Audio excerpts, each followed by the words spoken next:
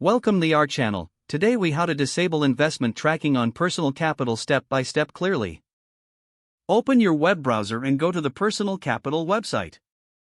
Log into your Personal Capital account using your credentials.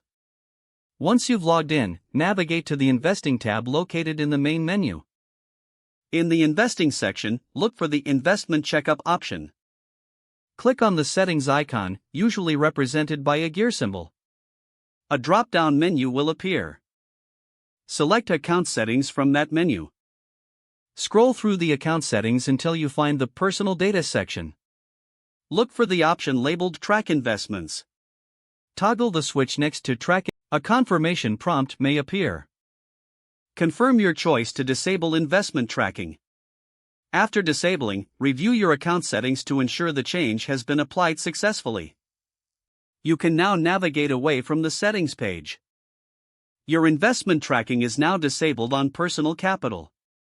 If the page does not load, refresh the browser or try again in a private or incognito window. Make sure you are using the correct email address, then retype it carefully to avoid small typos. If your password is not accepted, use the reset option and create a new strong password you can remember. Check your spam folder for verification or security emails, then complete any requested confirmation steps. Enable two-factor authentication if available to improve account security and reduce unauthorized access risk. After signing in, review your profile details so your contact information and settings are accurate. If you see an error message, note it down and try again after restarting your device and internet connection. Log out when you finish, especially on shared devices, to keep your account and payment information secure. If the page does not load, refresh the browser or try again in a private or incognito window. Make sure you are using the correct email address, then retype it carefully to avoid small typos.